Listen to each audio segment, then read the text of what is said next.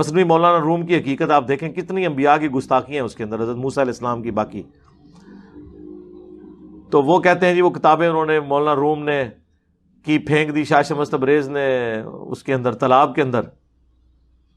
تو انہوں نے وہاں پہ کہ جی یہ کیا، پھر انہوں نے ہاتھ ڈال کے نکالی تو مٹی جھاڑی اس کے پاس.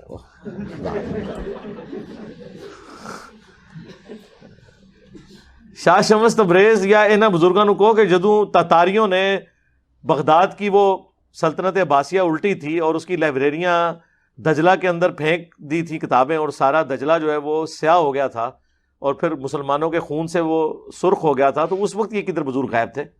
یہ بزرگ تو تاتاریوں کے ہاتھوں وڈے گئے ہیں جناب جی. سب سے بڑا ان کا جو بابا ہے نا شیخ فرید الدین عطار، 627 ہجری میں فوت ہوئے ہیں، جنہوں نے تذکرۃ الاولیاء کتاب لکھ کے پوری دنیا کے اندر بابوں کے واقعات مشہور کیے ہیں. عربی میں یہ کتاب ہے، یہ ٹیکسٹ بک ہے.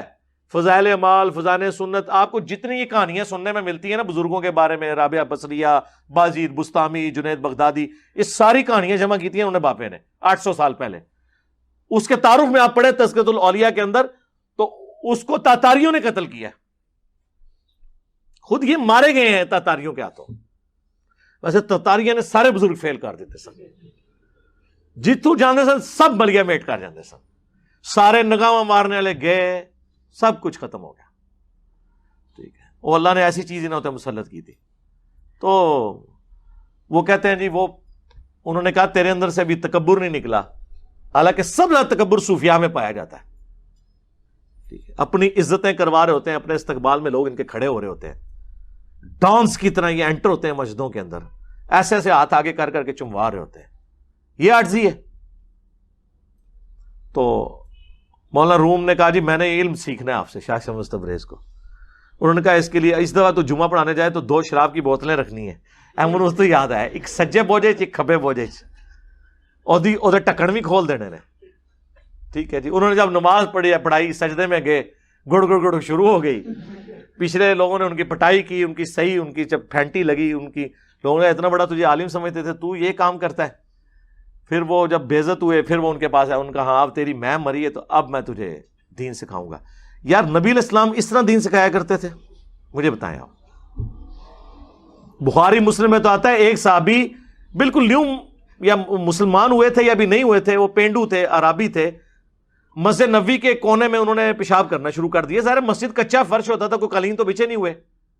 پھر ہم اس وقت ہمارے بچے کو تو آج پتہ ہے مسجد میں یہ کام نہیں کرنا، جو جب نئے نئے لوگ مسلمان تھے وہ تو اسے عام گراؤنڈ نہیں سمجھ رہے تھے.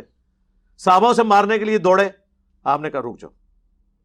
پیشاب تسلی سے کیا، پاس بلایا، کہا کہ مسجد پاکیزہ جگہ، یہاں پیشاب نہیں کرتے. پھر صحابہ سے کہا ایک پانی کا ڈول یہاں پھینک دو. وہ اتنا امپریس ہوا، اس نے کہا جی آپ کے اخلاق تو بڑے اعلیٰ درجے کے ہیں. ٹھیک ہے. تو نبی علیہ السلام کا یہ یعنی اس معاملے میں اس طرح کا ایٹیچیوڈ تھا اخلاقیات کے حوالے سے. ٹھیک ہے. اور ہم لوگ یہ کون سے اخلاقیات لوگوں کو واقعات سنا سنا کے ان کی مت ماری ہوئی ہے. تو پھر لوگ ہمیں کہتے ہیں جناب کہ جی اچھا جی اس کا مطلب پھر آپ فلاں واقعے کو بھی نہیں مانتے، آپ فلاں واقعے کو بھی نہیں مانتے. باقی جو کچھ آپ نے بزرگوں کے بارے میں کلیم کیا ہے وہ تو ہم نے کتاب و سنت کے دلائل کی روشنی میں ثابت کر دیا کہ آپ نے جو کچھ بزرگوں کے بارے میں کلیم کیا تھا وہ سارے جعلی واقعات تھے، وہ تو ہم نے ثابت کر دیے. آپ بزرگوں کے بارے میں کہہ رہے ہیں ایک رات میں 8 قرآن پڑھ لیتے تھے. ہم نے بخاری مسلم سے ثابت کیا ہے کہ صحابہ کرام علیہم رضوان سے جب نبی علیہ السلام نے کہا تم میں سے کسی کی استطاعت ہے کہ 1/3 قرآن ایک رات میں پڑھ لیں، ان کا کس کی استطاعت ہوگی؟ حضور نے فرمایا سورہ اخلاص پڑھ لو، 1/3 قرآن کے برابر ہے. صحابہ تو کہتے ہیں ہم تو نہیں 10 پارے پڑھ سکتے آج کی ڈیٹ میں، اس پارے تو زمانے میں نہیں تھے. آپ کے بزرگ تو ایک رات میں ایک ٹانگ کے اوپر ایک قرآن، دوسرے ٹانگ پہ دوسرا قرآن پڑھتے تھے. ہم کہتے ہیں جب صحابہ کرام نہیں پڑھ سکتے تو باپے تو شاہی کوئی نہیں. آپ کہتے ہیں بزرگ ایک نماز پڑھتے تھے مدینہ شریف، دوسری پڑھتے مکہ شریف، تیسری پڑھتے تھے بیت المقدس. کار کوئی نماز نہیں پڑھی کسی کے سامنے. ہم کہتے ہیں کہ صحیح مسلم میں حدیث ہے بنو سلمہ مسجد نبی کے قریب شفٹ ہونے کا ارادہ کرتے تھے. نبی علیہ السلام چوراہے کے پاس کھڑے ہوئے، آپ نے فرمایا تم لوگ کس لیے کھڑے؟ ان کا یا رسول اللہ اتنی دور سے آتے ہیں مسجد میں، تو ہم نے سوچا ہم گاؤں سے آپ کے پاس مسجد نبوی میں شفٹ ہو جائیں، اتنی دور سے ہمیں آنا پڑتا ہے. تو آپ نے فرمایا کہ جتنے قدم تم چل کے آتے ہو تمہارے لیے اتنا ہی ثواب لکھا جاتا ہے. تو انہوں نے پھر مدینہ شریف شہر میں شفٹ ہونے کا ارادہ ترک کر کے واپس چلے گئے. تو حضور کو تو مشورہ دینا چاہیے تھا کہ بعد میں غوث کتب ابدال اڑ کے آ جایا کریں گے دوسرے ملکاں تو تسی گراں تو اڑ کے نہیں تھے آ سکتے. نہ پرانیاں گلاں، پرانے بابے، پرانے فرقے.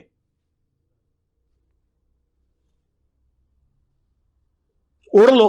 پھر آپ کو یہ بھی کہانی کرائیں گے کہ جی وہ دیکھیں ایک صحابی کے گھوڑے کے قدموں سے جو خاک اڑتی ہے وہ اس کے گھوڑے میں نتنوں پہ بیٹھے کوئی غوث قطب ابدال کوئی بزرگ وہاں نہیں پہنچ سکتا. تو یہ تو صحابہ خود نہیں اڑ سک رہے، آپ تو بزرگوں کے اڑنے کے بارے میں کلیم کرتے ہیں. بنائی ہوئی